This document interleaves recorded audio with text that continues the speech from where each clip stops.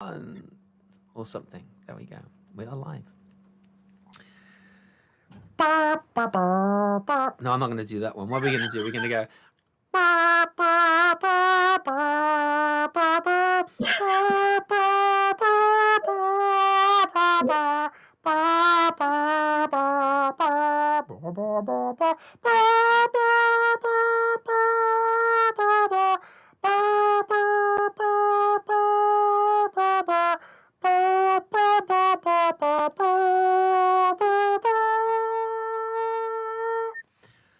Thank you. God save our Queen. Well, everybody, welcome to Friday with Friends. And with me, I have my wonderful guest, Claire. Sorry, let me start this again. We have our wonderful guest, Countess Clarie Hennessy. Thank you for my proper title. Not quite the Queen, but on the way. On the way up. She's trying to make her way on the way up, which is great. So Clarie Hennessy hails from Sussex. I mean, Surrey. No, Sussex, actually. Oh, it is Sussex. She's a well, Sussex Surrey, girl. Then I went down to Sussex. Yeah, there you go. So she's born in Surrey. She went down to Sussex, but she's not an Essex girl, which is very different. So not an Essex girl. How dare you? So not an Essex girl. Well, you'd have to be called Sharon or Tracy or something like that. Then, wouldn't you? Definitely. Yeah. And I'd have to be blonde. And you have to be with nails. Talking of nails, especially for this, my daughter today, and I got. Hang on. First thing, I got my second shot.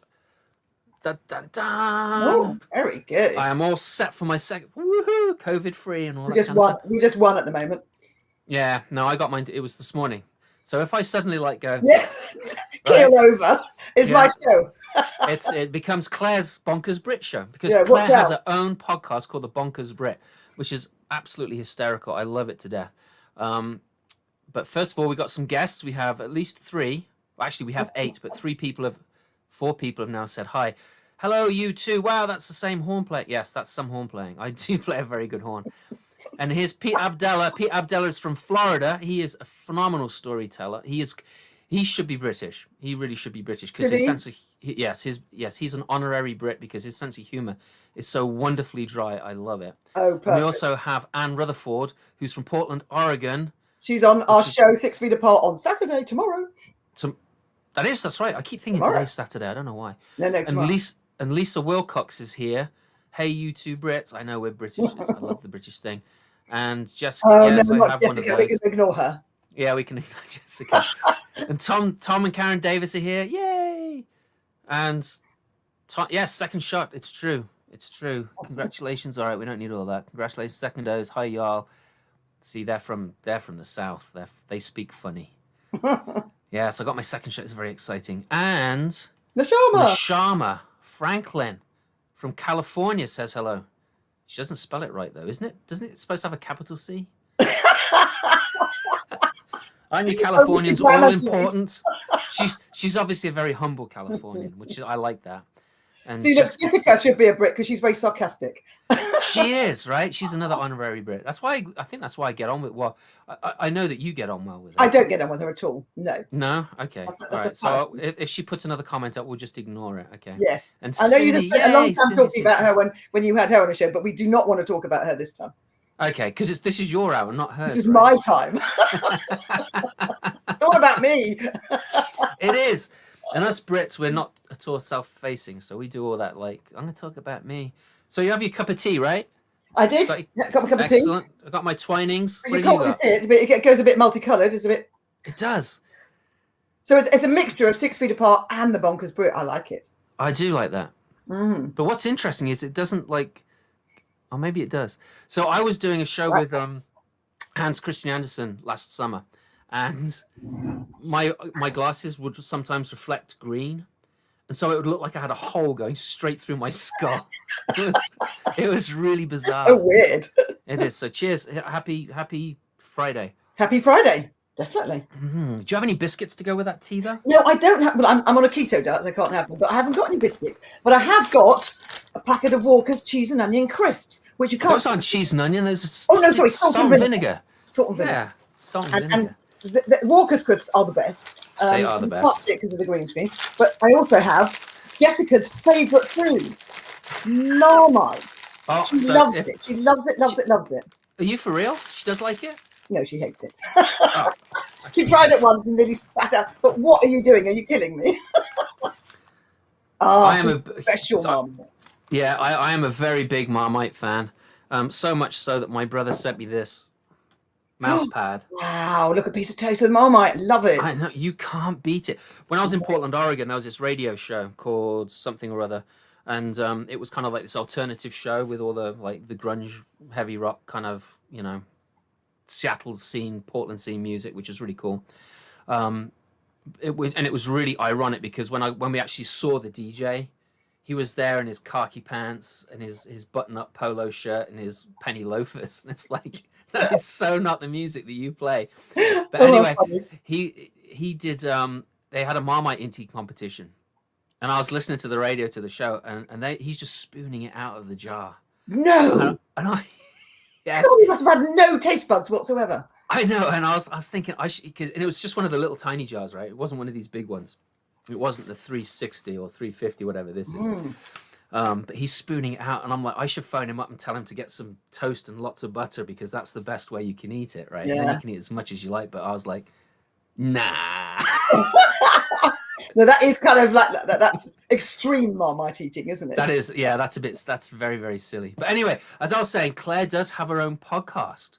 And so I have a podcast, and Claire has a podcast, and Claire's doing this 6 feet apart, and I'm doing this like Friday with Friends. We're almost twinsies. We are on opposite. We're just bookending the states, aren't we? We're gonna move inwards and take over. Yeah, we could do that. I think there are some days that I wonder if Americans think, should we have done that? Should we have thrown the tea in the harbour? Yeah. But then I think yes, because there's a lot of good things that this country does. It is a great country, and Marmite is our spam. Well, no, England has spam too. You ask anyone that grew in the war, or anyone that's a big Monty Python fan. And anyone's a Monty Python fan, we have lots of spam. Yes. Oh, we have spam and chips, spam and egg and chips, spam and chips. More spam. And so because Claire was coming on my show, I decided, my daughter this morning, she said, can I paint your nails? So I said, good job. Yes. Good job. And so we only got the one done because I got back from my appointment getting my second jab. So that's the liner. That's the beginning of the next one. But I'm not going to have a flag on the other thumb. I got the Union Jack. Well, actually, it's the Union flag. It's only a jack when it's on a boat or a ship. Is it? I didn't know that. Yeah. Oh, I've always called it the Union Jack. I did too, and then my brother corrected me. My baby brother corrected me. Oh, well, smarter. So I've got my nails done specially. Look, all different colours. Oh, nice. They match your Bonkers Brit. They do. Union flag. It's lovely. You're not on a ship, are you? Pardon? You're not on a ship, are you? No. Okay, so that Union flag behind you, they match. That's awesome. I do. And my T-shirt. I like to match. Are you going to stand up so we can? If you could see it, it would be pink and purple and blue. So that matches too. That's excellent. I love the way that you colour your hair and all that kind of stuff. Yeah, my daughter does. And my husband, actually. Well, that's a good thing. Count Tech Guru. Yes, Mr. Count. Yeah, so I discovered today that Lord Mark is actually not Lord Mark. He is Count Mark, which is absolutely hysterical. I think we should bring him in because we're talking about him, because it's rude to talk about people and not have them there as well. But he's also a bit like Stig, who, if you're a British car show fan and watch Top Gear, you'll know who we're talking about. And if you don't know who we're talking about, then shame on you. You got to go watch Top Gear. You've got to know Stig, haven't you? You got to know Stig, yeah. So, hey, Count Mark, how are you doing? I'm very good, thank you. How are you doing? Good. I'm doing very well. Now, before we came on the show, you were telling me about your Count story and how you really are a Count and how Claire is really a Countess. With issue. I'm a Countess. I know, right? With issue. With issue. No, stop with the with issue. Stop that. So yeah, while I munch on my bicky, do you wanna tell the story, Count Mark? Yeah, it's a short story. So I found out my mother was a countess probably a year or two before she passed away. And I said, does that mean that I'm a count or will become a count? And what she said was She said, no, because it will go to your eldest brother. And then if he doesn't want it, to the middle brother. And finally down to me. And I thought, okay, nothing's going to happen in that respect. And then my mum passed away. And I was talking to my brother Richard, and I said, so Michael won't want it. You don't need it. Then I can have it. And Richard says, but Mark, you've been a count all your life. And I said, what? And he said to me, yes, your mother didn't want you to know because you'd flaunt it. And that is the absolute... He has flaunted it, just saying. So I've got a question for you, though, because how on earth could you not know that your mother's a countess? I mean, I have to assume that you weren't living in a palace, because that would have been a bit of a clue, right? Well, I mean, she never used the title. So, you know, that's why. And I stumbled across it. I think I was searching the web at some point, and that's how I found out that she was a countess, and that's why I asked her. No, that's amazing. But she did used to live in this enormous building, which was when Claire first went to visit her. Claire actually, I think, thought that was her house, and she had an apartment in it. And that was Earl Spencer, Diana, you know, oh, yeah. Princess Diana's father's house. And it did still look like one house. It was a gorgeous driveway, manicured lawn. Blimey, big time. He's a keeper. Little did you know. Yes. Horrible. So yes, but it's because of Mark that you're here, Lord Mark, Count Mark. It's because of him that you're here, right? It is. Yeah. I have a little story to tell about that. You do? I do. All right. Well, would you like to tell it? I can tell a story about how I met him. All right then. So people, this is the story. This is the story of how Countess Claire met Count Mark. With issue. Countess Claire with an issue. I hate him. Okay, so shall I start? Yeah. Okay, so I'm standing next to my bed and I'm holding a wicker basket, and it's... Oh, hang on. Sorry. So before you get on with this story, just a word of warning. We do have that there are some families that have children listening. So if you can watch your language, I will watch my language. Okay, thank you. I just wanted to thank you so much. Okay, over to you. I just want to say this is about the third or fourth story. I passed by Simon. He went, no. And I realised how snotty I am in my storytelling. So this is specially cleaned up for the kids. Okay, so I'm standing next to my bed and I'm holding a wicker basket. I think it's 2005 and it's autumn, and I'm in my home in Sussex, and that's on the south coast of England. And I've just put a note in the basket that says "my soulmate," and it has all the qualities that I would like in a future partner. I'm a single mother of 2 young kids, and I've just started dating again, dipping my toe in that shark pool. And I've had 2 disastrous dates, one of which was with someone who was so short that he spent the entire evening talking to my cleavage. So I've started to write down all the qualities that I wanted in a soulmate on a piece of paper as a really powerful way of manifesting it. So, tall, handsome, kind, financially stable, a good role model for my kids, and all his own teeth, things like that. And other things I can't tell you now. And I popped that into the wicker basket, and I was just about to put it on my shelf next to my bed when something really weird happened. Somebody or something whispered in my left ear a man's name, and all the hairs on my arms and neck stood on end, just like I'd been electrocuted. And I was thinking it was so real that I actually whipped round to see if some intruder had crept up the stairs after breaking in without me hearing him, and was now standing on my left shoulder whispering a man's name in my ear. Obviously, there was nobody there, but it was so real, and the name was definitely real, and it was a man's name called Mark.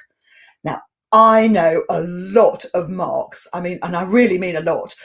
My half-brother's called Mark. 2 of my best friends are called Mark. My boss at work is called Mark. There are so many Marks at work that we've had to nickname them. There's New Mark, Old Mark, Biker Mark, and another Mark that for some unknown reason called Ferret. And but some spidey sense tells me that it's nothing to do with anybody I already know. Anyway, a few weeks later, I'm coming back from the pub and I have rare Friday child-free night out, and I've had one too many glasses of wine, which is probably why I think it's a really reasonable idea to log on to my computer and send an email to somebody I've not seen or met or anything for 30 years. His name was Bug, and he was my first boyfriend from when I was 13. I have a moment of sanity, strangely, with my finger hovered over the mouse, thinking, should I send this? And then just like, my finger just had a life of its own, clicked, and it went. I jumped up, hands over my face. What have I done? Do I really want to be one of those awful cliched women who sends emails to her old boyfriend just because she's a bit lonely or bored?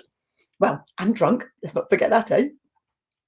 In the morning, I'm cringing as I'm about to open my email, and I'm delighted to find that Bugs already responded to me. And not only does he still remember me, but he says he's never forgotten me. So I email back and forth, catching up on what we've been doing over the years. And I find out he's moved to live in California. And he did that about 20 years previously. He's doing rather well for himself. He lives just north of San Francisco. I've always wanted to go to San Francisco. In posh Marin County. He's got 3 kids, a dog, and a swimming pool. That's all right, isn't it? So we email back and forth, and about 5 days later, I get an email, and he has included lyrics to a song that he says reminds him of when we were dating. Now, these lyrics are rather suggestive. It's a bit odd. And then 3 or 4 days go past, and he sends me the song Je t'aime. Now, I remember this song really clearly from when I was growing up as a teenager, because it was banned from all the UK radio stations for being a bit too raunchy. There's a lot of heavy breathing on the song, and then it really sounds like the two people are actually making love on the record. So now I'm really starting to wonder, what have I done? Have I awakened a sleeping dragon? Honestly, a few more days go past, well, actually about 3 or 4 weeks go past, and then Bug sends me an email and admits that he's actually still in love with me. He's never forgotten me. He's always loved me. He's always thought about me over the years. And we haven't even met. He hasn't realised how much I've let my body go. Does he realise? What's he talking about? So then I think, is he a bit of a stalker? So then I really ought to go and do a bit of research. So he's given me his business website, and I go and have a look.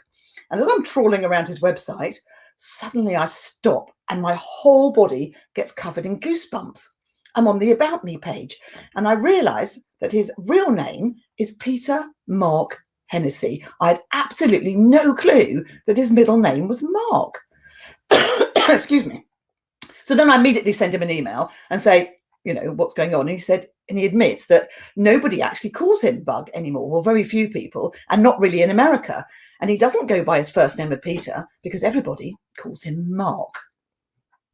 So anyway, a few weeks later, he flies over from England and we meet and we do fall back in love again. 2 years later, he asked me to marry him. And then a year after that, I uproot my entire family, move to California to marry him. So it turns out that my soulmate list worked, and the ear whisperer was right, because last November, we'd been married happily for 12 years. Thanks.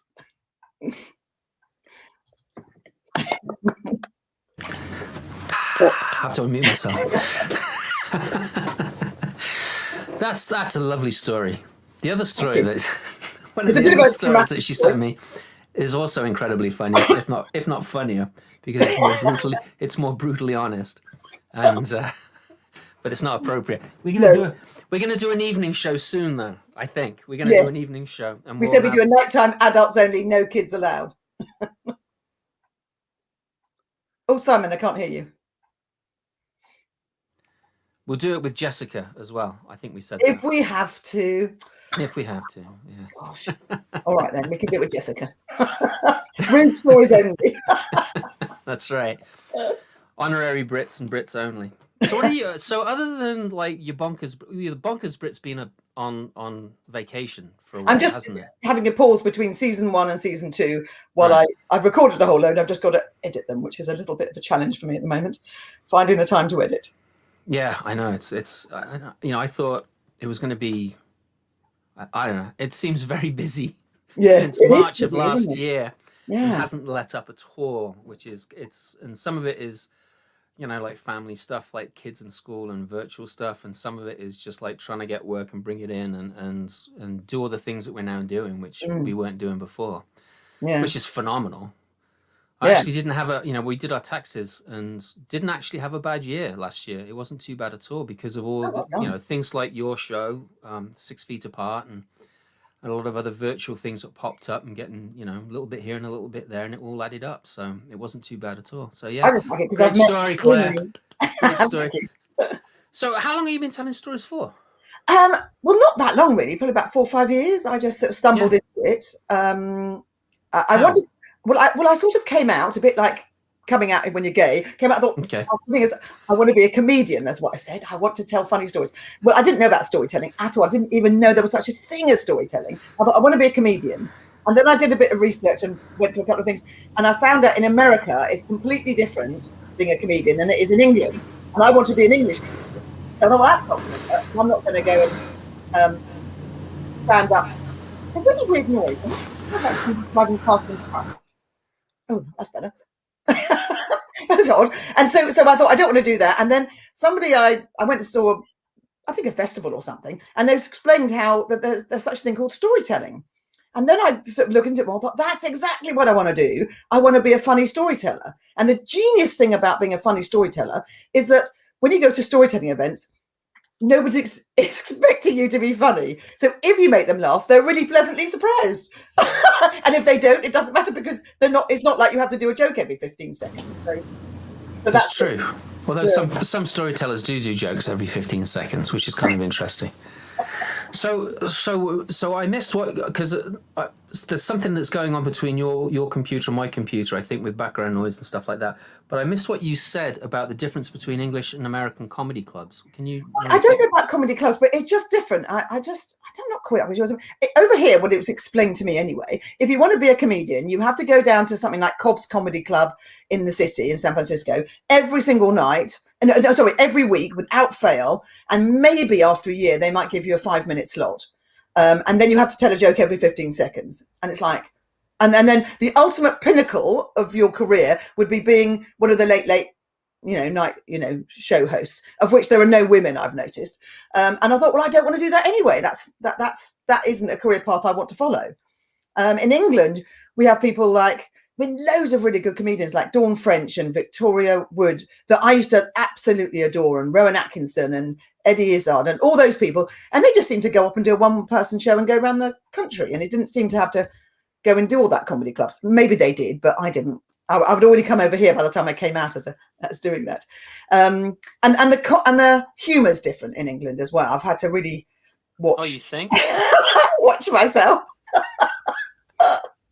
So it's just different. Yeah. So did you? So here's the thing. Like with me, when I first came over here, I came from a fairly loosey-goosey liberal background, and hung out with a lot of theatre folks and art people and all the rest of it. And we talked about anything and everything, and I mean that very, very literally. But when I came over here, there's a lot of conversations that I found you couldn't have, which I found, odd. And as a British person watching all these movies, American movies and everything, I came over thinking that, all American girls want to do is to have a lot of fun, right? And I get over here and I find the complete opposite, that it's like, if they want to have fun, they also want to get married the next day. That was my first trip over to the States, not when I moved over here, but when I first came over to the States in the 80s. What was your cultural thing when you first came over? I came to California, which is different, let me tell you. And I was in Portland, Oregon. We moved when I first came over here. Yeah. I suppose where I am, just north of San Francisco, it's very, very PC. And I was very, very not PC when I came over. And when at my job, which I've been at, far too long now, 8 years, whatever. There's always this sharp intake of breath when I've said something bad. And oh God, I've said something wrong, and then I have to look at a friend of mine and say, what have I done? What have I done? And she has to tell me. And it's really funny. Some things that I think are reasonable, and I realise that I come from Britain and we really are quite non-PC. We say some terrible things and we think it's a joke, and it is a joke for us, but it's actually quite hurtful for the person that you're teasing. But other things, it's not. I think it's really stupid. So, but I've learned, you're in the country, I've got to go with what works for the people you're with. Right. I know. I totally agree with you. I think also it's like the British are so self-deprecating, and we would put ourselves down all the time. Yeah. And so it's not that we're picking on someone. It's just like we're adding them to the pool of humor. Exactly. In fact, the people I insult the most are the people I like the most. Right. And I'm the same way. It's like if I'm making fun of you, it means that I like you a lot. Yeah. Apart from Jessica, she's the exception. She's the exception to the rule. Yeah. Well, she doesn't know how that works, does she? I mean, that's the problem. It's that American part of it. Well, she's managed to get the insulting really down pat. Let me tell you. She does, but she can't take it. I'm sorry, Jessica. She can. She's good. It's so Jessica did ask if it was the Count's mic, but it's not. I think it's mine, and I've actually took my mic off and replaced it with another one, and I don't think we're having that problem anymore because you sound at my end a lot clearer. So thank you, Jessica, for your help. And was not PC. Yes, meaning that I'm still not PC. Yeah, okay. Which is true. I must admit, I still make massive faux pas. Regina, my co-producer in 6 Feet Apart, is always saying, no, Claire, you can't say that. No. And when I write emails, I have to pass them by her so she can do the PC check. No, you can't do that. So here's the thing, right? You don't have to send any emails to me via Regina. You can just send them straight to me. Yeah, I can. You and Jessica are fine. Oh, Jessica's getting all stroppy now. Oh, come on, Jess. We're just having a bit of a giggle. Bless her. Jessica's great. What is it? Misty Mater. You obviously do not meet the same Americans I hung out with as a young adult when we first visited. It could be true. It could be true that I didn't hang out with the similar people. But I was out in Portland, Oregon. I mean, there was a whole bunch of like hippie dippies out there. But yeah, there were some things. Some of the people, there. Yes. Anyway, that'll be for the night. I just know that when I go back to England, I don't have to constantly edit my speech. Yeah. I can actually just blurt things out. Yeah, and isn't it refreshing when you can do that? It's so but nice. I also think when I go back, I think, oh my God, I can't believe I was like that. Because some of the things people say are really terrible. And I start doing that sharp intake of breath now. Yeah. I listen to my family sometimes, and it's like I shake my head. No, you can't say that. No, you can't be saying that. I mean, there's a line there, right? And you just like leapt away. You went over that and straight into the deep end. So, yes, yeah, definitely. None of that. Thank you very much. Yeah, it's interesting. So, other than the podcast, what have you been up to? Well, just working on the shows. I mean, having 3 shows in May, which is we try, because we did a show every single week when we first started because we were mad and we didn't realize how much work it was to make. Oh yeah. Get people. I mean, honestly, I was by the first 6 months I was exhausted. I can't believe it. I thought, what's going on? And we did most of them free, so we're doing all the work and not getting anything for it. That's crazy. I know it was a little bit silly. And then we had a reassess. But a few ticket sales. We gave a whole load to charity, but we did make a tiny bit, weeny little bit ourselves. And then we went down from 4 to 2 shows a month. And then because of the way it sort of worked out, we're doing 3 in May, which is I love it. I mean, it's really good. But and we've got a show tomorrow, which I'm so excited about, which is all traditional folk tales, which I didn't really know that was a whole thing, that people went around telling traditional folk tales. And I deliberately didn't want you on our show, Simon. So I just knocked you out. Who's not in it? Who's not in it? You've been on quite a lot of shows, Simon, so you've had your share. But it's time for some new people. It's true. I get it. I know. We had this conversation already. I know. So I'm really looking forward to that one. And then at the end of May, we're doing one that everyone's just going to tell funny stories. Oh, I can't wait, because that's my thing. So I'm really looking forward to that one. We've got some excellent people on that. And then we've got an open mic story slam, which is a bit like the Moth, and anyone can just come on and tell a 5-minute story. A little bit like Better Said Than Done. I don't think they do an open mic, do they? Not that I know of. I don't know. No, I don't think she does. But so we're just trying out. We've only done it. We've done one so far. We had some when people came on and told personal stories of 5 minutes, and Jessica's been on it, and she won one of our slams. Well, but that was, we invited people on to do it, and this one is just that anybody can come on and tell a story. You know, so it's a little bit hit and miss as to what the stories are like, but it's fine. It's quite fun. It is, yeah. I switch this. Yeah, there are some. Your shows are great. I really like them a lot. And, for people who are asking, the 6 Feet Apart show information can be found at SFAP shows. SFAP. And people are SFAP fans. SFAP. It's not. So it's not SFAP. SFAPshows.com is where you'll find information for Claire's shows, and you can get and there's a link to tickets there, right? Yes, there is. Yeah. There's a big red button that says "Get Tickets," and if you go there, it'll take you down to the shows we've got coming up. Okay, and what colour is it if you're colourblind? It looks like a star. Okay. Like a beautiful star.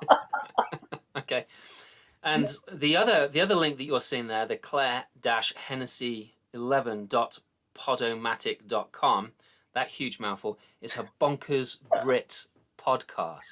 And I am working on the website, but I've been so busy doing everything else. I'm still editing. Oh, yeah. Let alone do the website, but I will at some point get to that as well. And how often does that normally come out? I normally do it twice a month. So when it comes back, it'll be every 2 weeks. That's mad. You really are. You throw on and you've got a regular job too. I right? do have a regular. At the moment, I'm on furlough, which I have to say I'm loving. I want to be on. I thought you were going to say crack or something like that. No, I'm being really good. I'm filtering everything that comes out. A lot of coffee. So yes, I'm on furlough, so I have lots of time to do it. But I've also been thinking I mustn't spend so much time in front of my computer.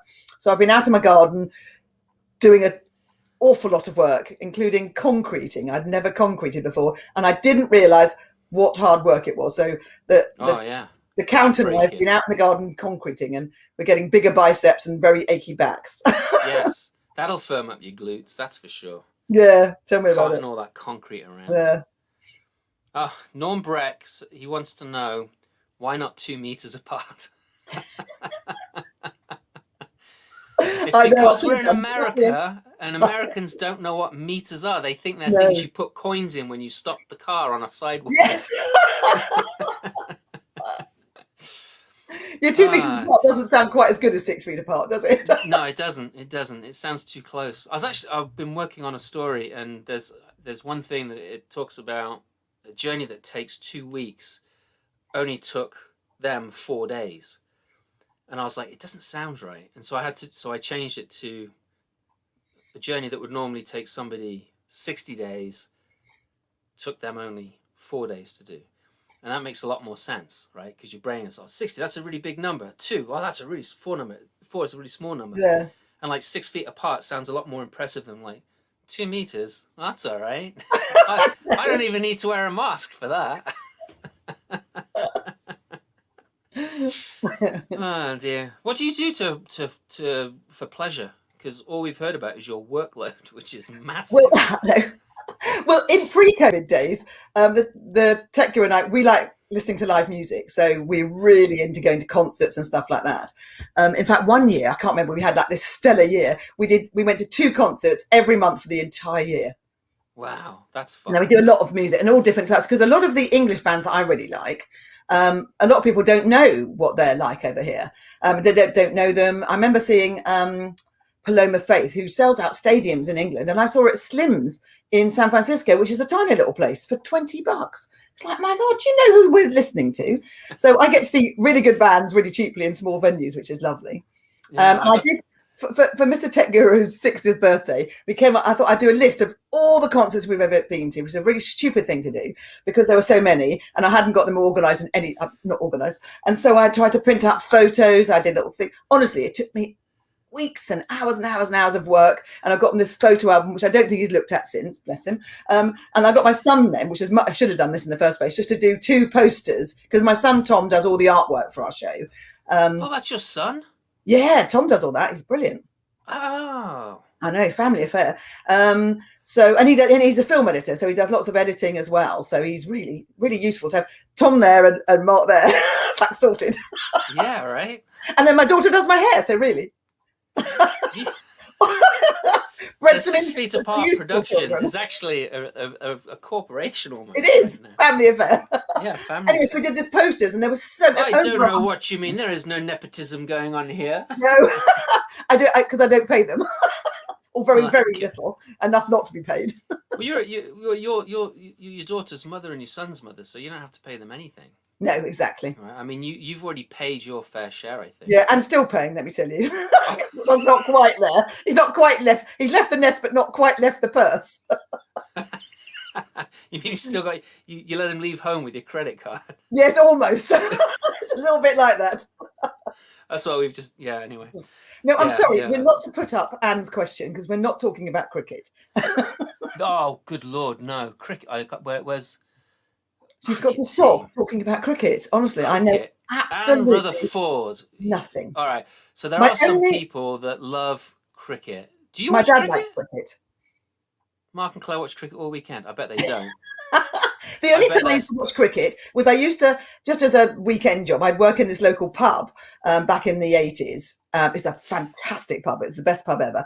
And opposite was this cricket green. And so they'd have a cricket team who come down. So, and on a Saturday afternoon or Sunday afternoon, you go and watch it with a bottle of wine or keg of beer, and you just get drunk. And it'd be a nice thing to, boring. So you wouldn't have to worry about it. You could go and chat. Don't miss anything, right? While it's going so slow. It's like baseball. Except in cricket, at least they run. They don't just swing at the ball until they just walk around. And they have jolly good teas afterwards. They do have jolly good teas. So that's the thing I like about the rugby teams, that there are no teas after the rugby game. There's straight to the bar.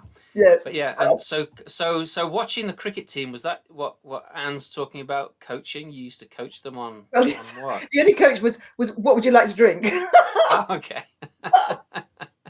How much alcohol can I give you afterwards? So hang on, Jessica says, just like American sports. There are some very good American sports, like lacrosse is phenomenal sport. I love that. I always wanted to play lacrosse because I used to read about it in Enid Blyton books. Why would Enid Blyton write about lacrosse? Well, she did Mallory Towers. They always played lacrosse, and I really wanted to. And I went to boarding school, and then we played hockey and not lacrosse, which I have said, hockey, but I always wanted to play lacrosse. Yeah, it's a brilliant sport. My daughter did one season of it, and my son played it for ever. And it was, it's kind of like a cross between basketball and rugby, if you can imagine. Oh, wow. With sticks. Yes, it's scary. Yeah, it would have been scary too. It's brilliant. I love it. So I do like that, and I do like basketball. Basketball is a really good sport. Football, American football.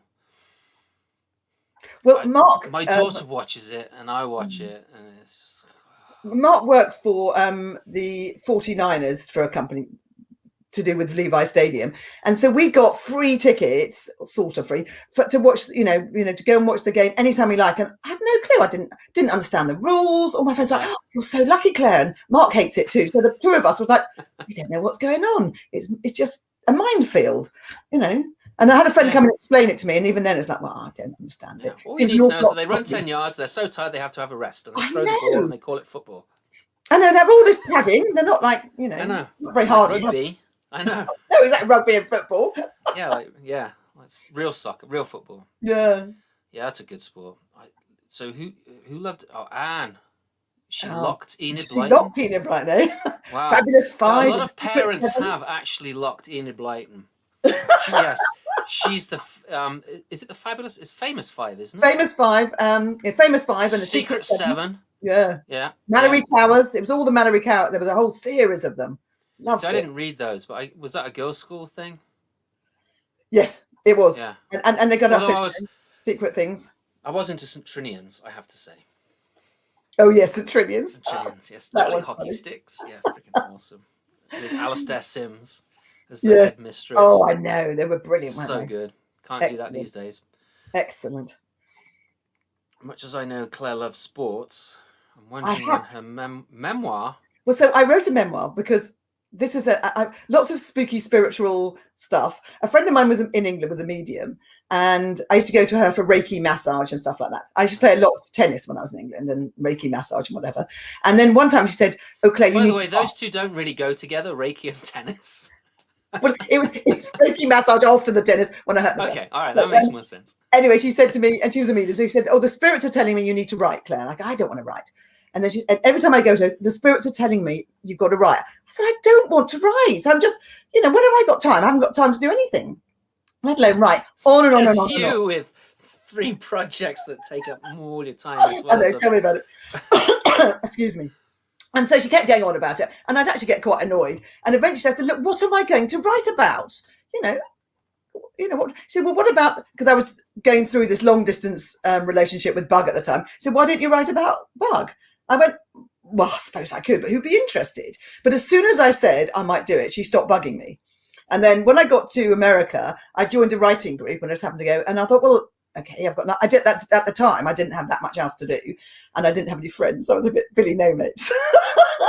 So I thought, well, okay, I'll write. And it got me to meet some people. And I really, really enjoyed writing. And I didn't think sitting by myself on a computer would be fun. And actually, I really enjoyed it. So it's taken me 10 years because I keep getting, I'm like shiny object, and I got to do something else. No, are you one of those shiny object people? I am. Woo, let's go and do something. Let's half do this thing, and then I'm going to go off and do something else. So I've written it, but it's because I have got verbal diarrhea. It's way too long. It's something like 120,000 words, and I need to get down to 90,000. So I've got to go and edit. And every time I go and edit, I just add more words.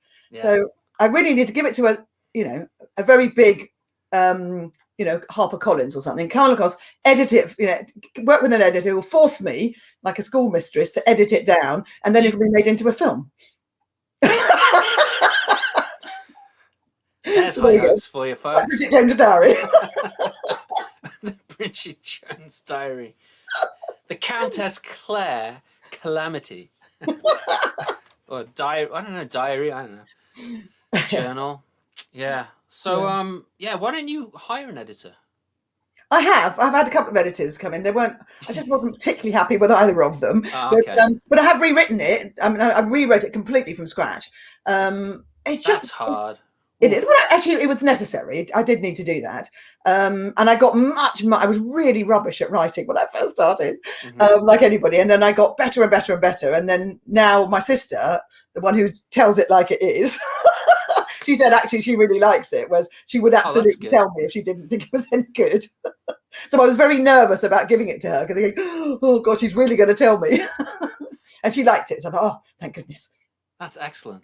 Yeah. But it's got lots of stuff in it, lots of silly stories about, because as some of you might not know, but my husband has no inhibitions whatsoever, which was a bit scary because I was very inhibited. You might not know it from me now, but I was quite inhibited about things before. And now I just go out everywhere. He's opened the gate and then this monster pushed through it. And now I go and talk about intimate details of our private life in front of big crowds of people, and people send their stories to people who are like, and wow, this is pretty... Do you mind her telling that story in public? Are you okay with her? Because it's quite shocking. And he goes, oh no, I don't care at all. Which is lucky. Which is really lucky. The stories are funny as all heck. So Jessica, I think. Oh, Anne Rutherford says, who gets to play Claire in the film? I think Jessica.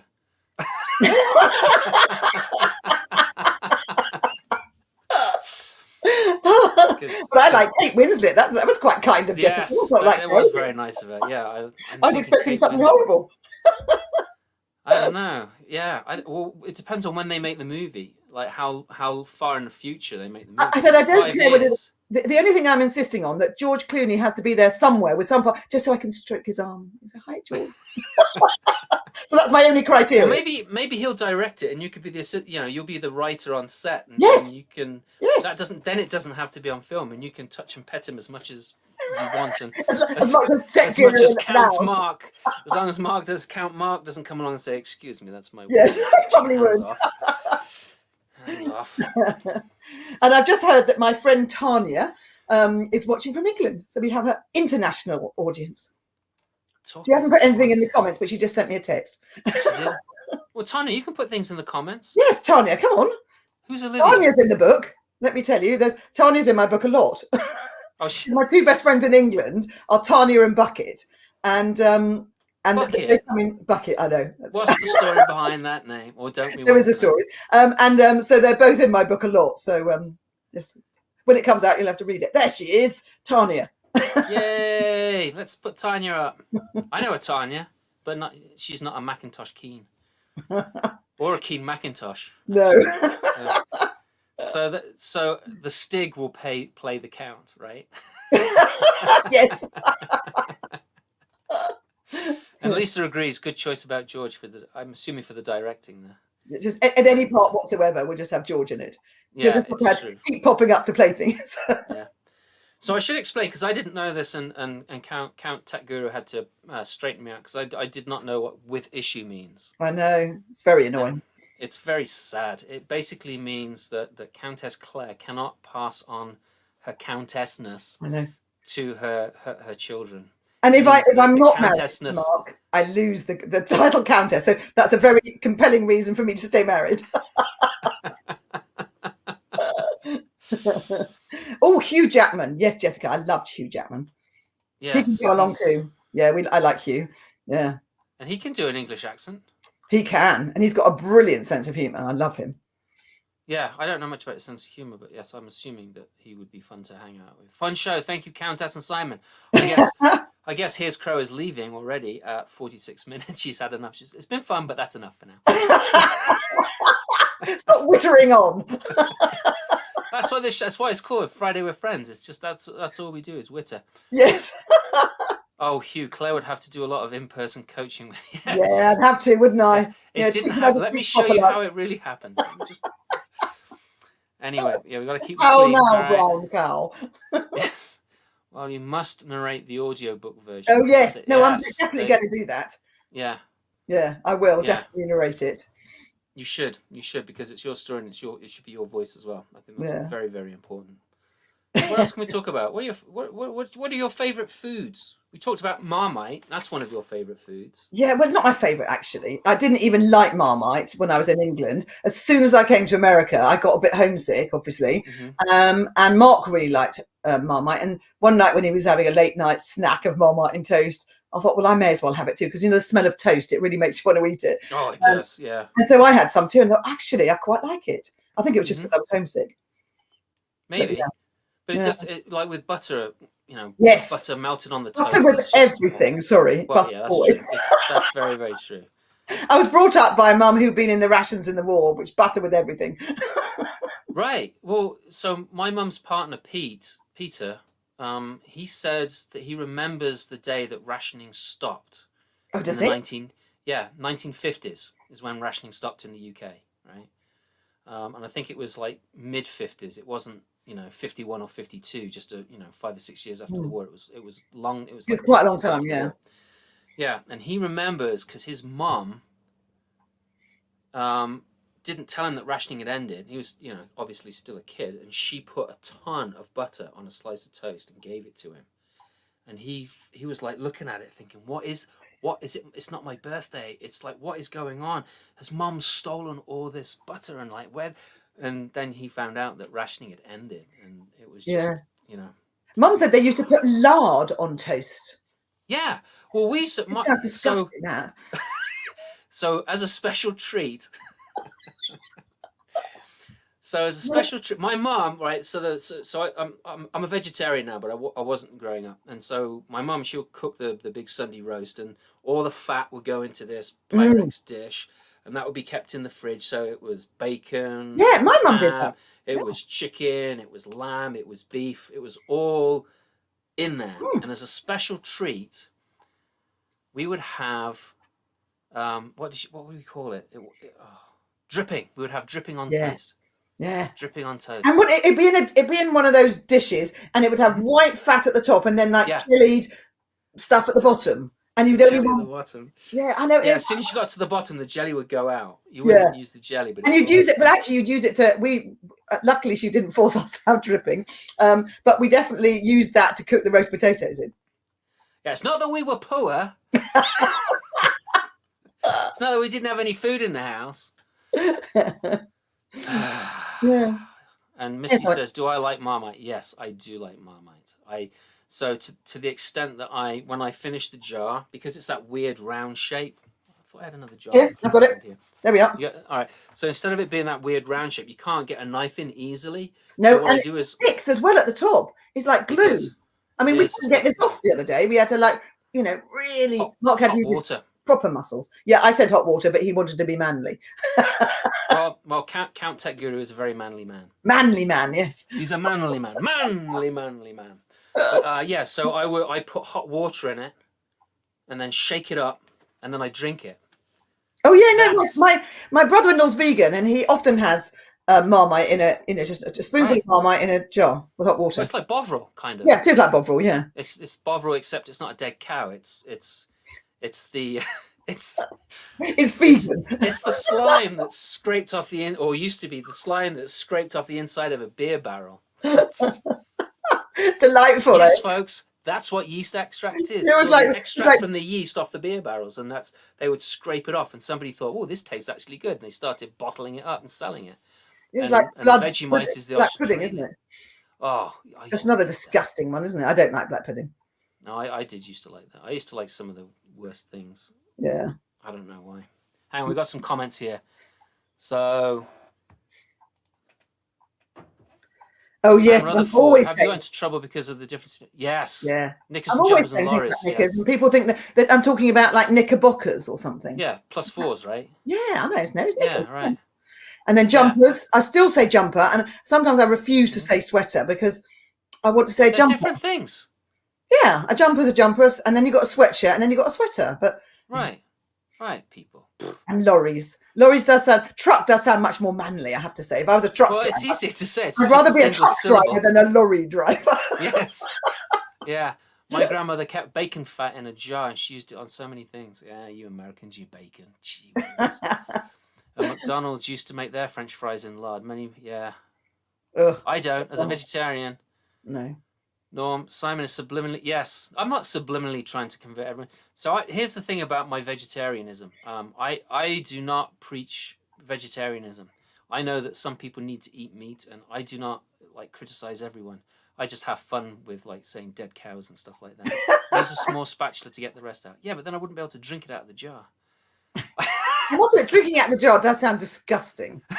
Then you get all the bits of toast that have been stuck. Yeah, Aki. Well, you're not brought up proper, I was drug up just right.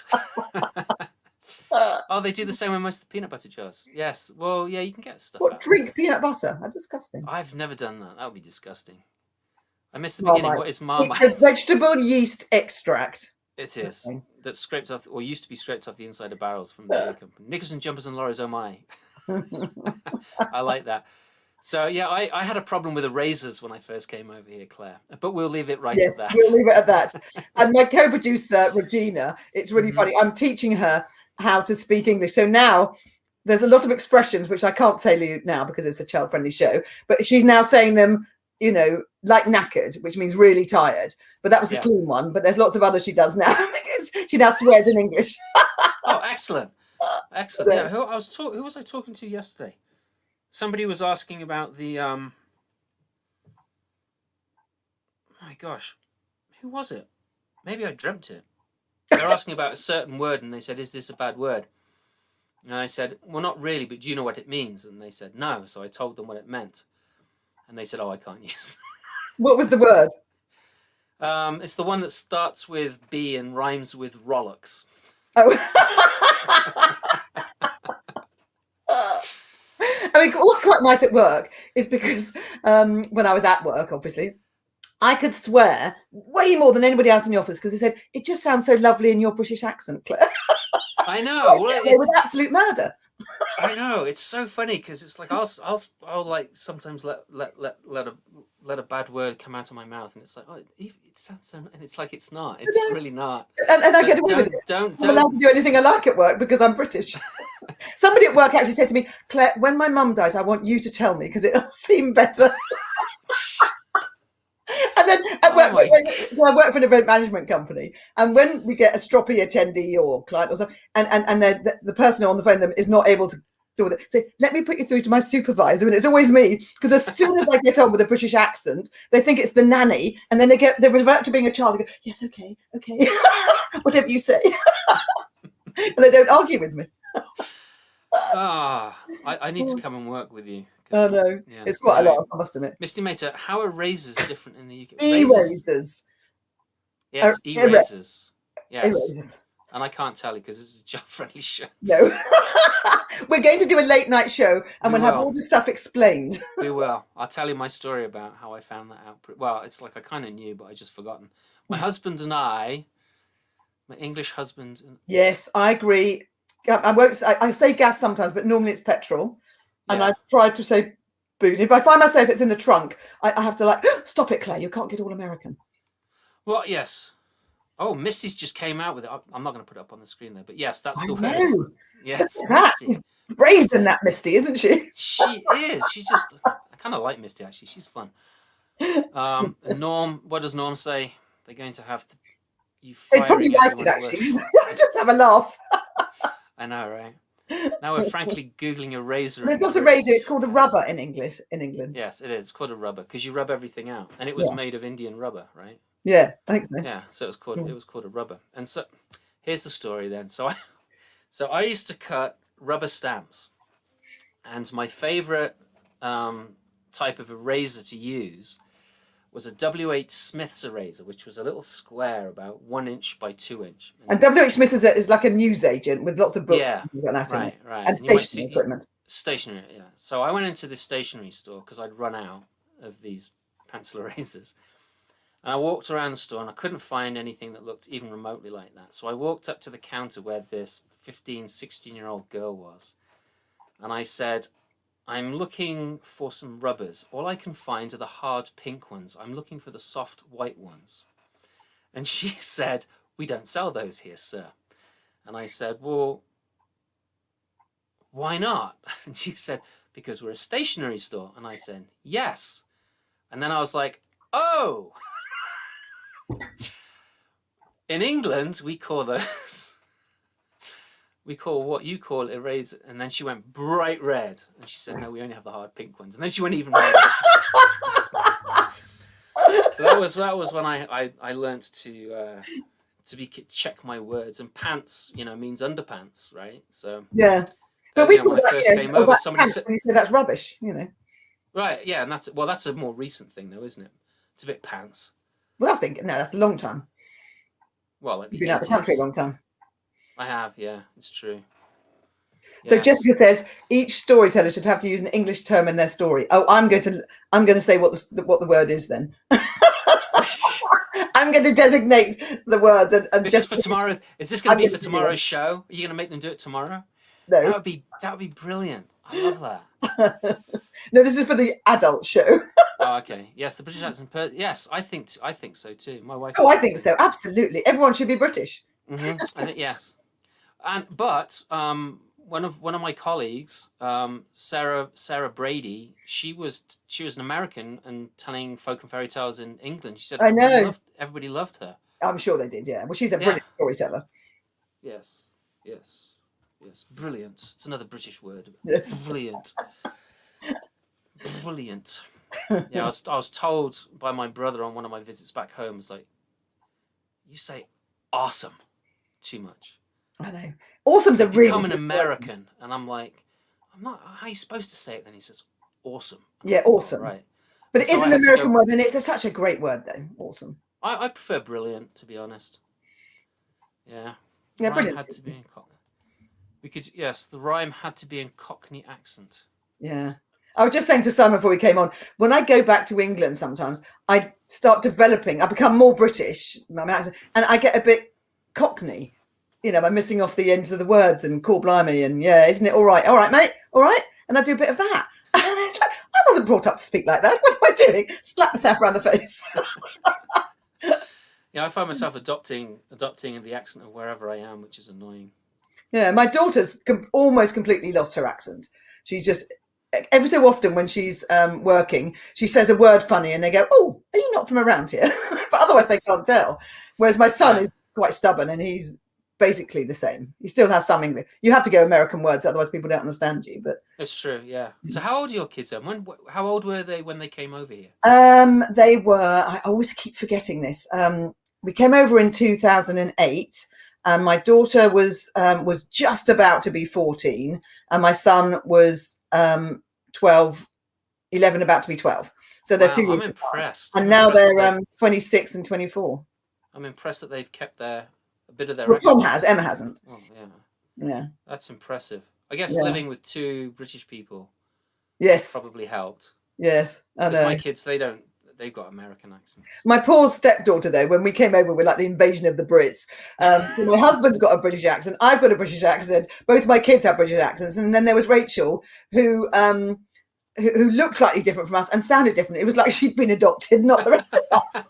Like, poor child. What's gone on? I would have been quite happy with my American family, and now suddenly the Brits have invaded. Oh, that's funny. That is funny. Oh, we'll start. All right, okay. I'm sorry you have to go, Via. I'm glad you enjoyed it. And Alan's here. Hi, Alan. Oh, hi, Alan. Nice hat. That's what I was just thinking. Nice. That's a good hat. I was going to wear happy anniversary. I was going to put my anniversary birthday hat on from 6 Feet Apart. So I was actually forgot. That would have been very nice of you to have done. Yeah, brain of a flea. It's okay. That's all right. It happens when you start to get old. You forget things.